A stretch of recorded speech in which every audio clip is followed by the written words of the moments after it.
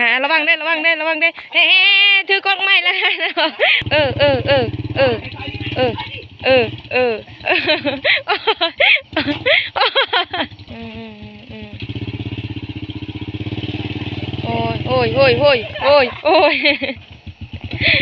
โอ้ยเนาะโอ้ยใคร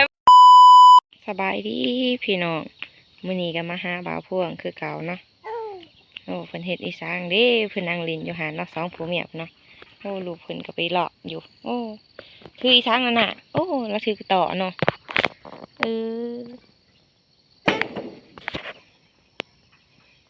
พูดนั่งเล่นสองคนเนาะเฮ็ดอีสางนี่rồiนั่งเล่นนั่งเลยนั่งเล่นอยู่สองคนนี่บ่ rồi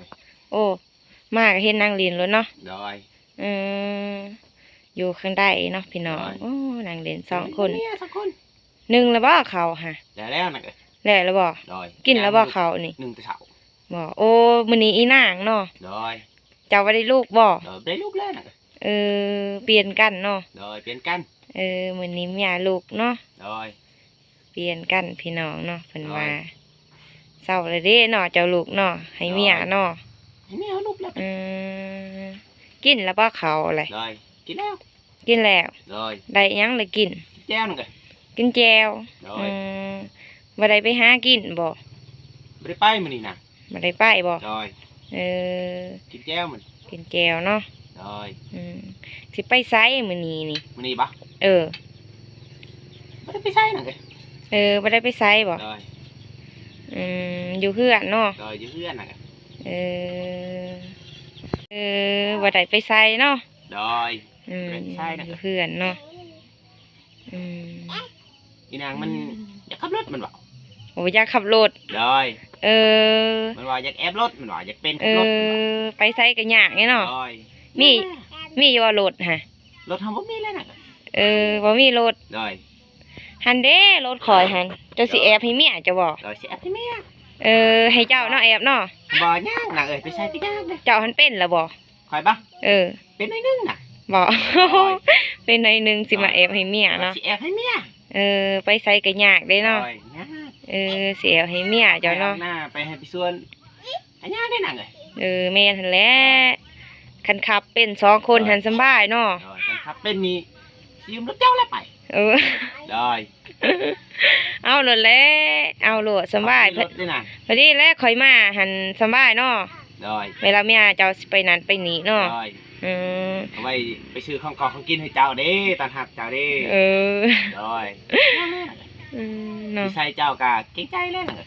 ใส่เมียเนาะrồi ใส่เมียมีเมียใส่เมียเนาะrồi ให้เมียขับไปน่ะจะขับรถขับบ่ก็สิแอมเจ้าขับบ่เพิ่นยิ้มหน้าเจ้าจะยิ้มหน้าน้องมันยิ้มบ่ยิ้มบ่เพิ่นก็อยากขับอยู่บ่อยากขับบ่น่ะพอจะขับกะโลละว่าแหละเมียจ้ะอีนางจะขับบ่เพิ่นหยิกคิ้วเอาเนาะอยากขับรถได้เหินดิเพิ่นหยิกคิ้วเพิ่นว่าบ่กล้าเว้าเนาะค่อยสิแอบให้เจ้า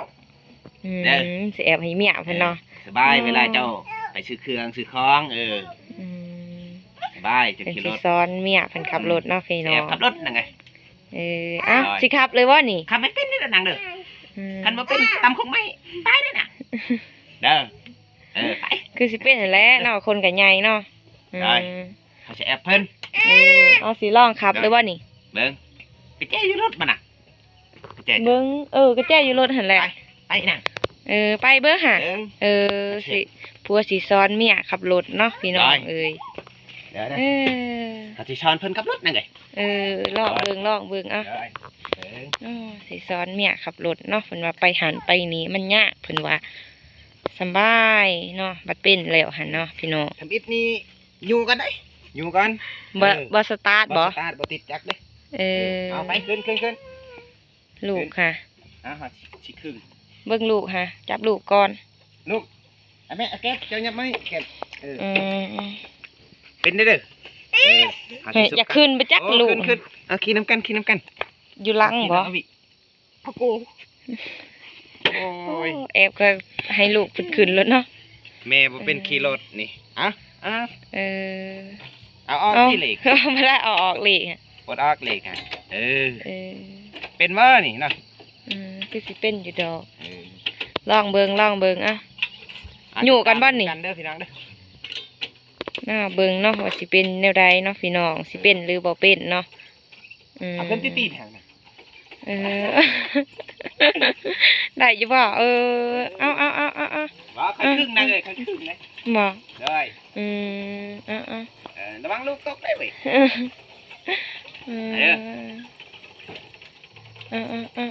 อยู่ไปพุ่นเนาะกระลงอยู่ลงมาเนาะไป โอ้คือเนาะโอ้ฉันได้สิเป็นเลยดึกอ่ะโอ้เพิ่นก็สิเป็นไหวได้หันเนาะพี่น้องเนาะหันเพิ่นอวยลงมาแล้วเนาะโอ้หาระวังได้เฮ้ถือกล้องไม้แล้วโอ้ยใครว่าสิรอดอยู่บ่เนาะนี่โอ้ยเนาะสิรอดอยู่บ่นี่อีนางนี่ขับรถก็เป็นกำลังแอบนี่ ขนาดว่าสตาร์ทได้นี่เนาะ ได้ โอ้สตาร์ทจากสีซ้ำได้เนาะโอ้เกือบแล้วเนาะกกใหม่นี่เนาะโอ้ยเนาะ แกนนี่ก็ขี้นะแกน เกือบแล้วเนาะสิเป็นอยู่บ่สีสตาร์ทบ่บัดนี้ลองสตาร์ทไปนี่นะติดอ่ะเบิ่งเนาะเอาเอาระวังเด้อ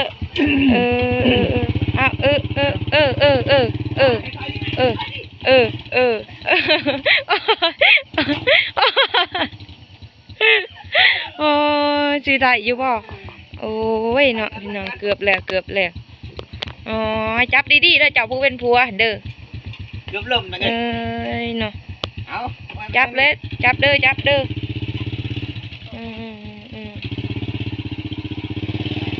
โอ้ยโอ้ย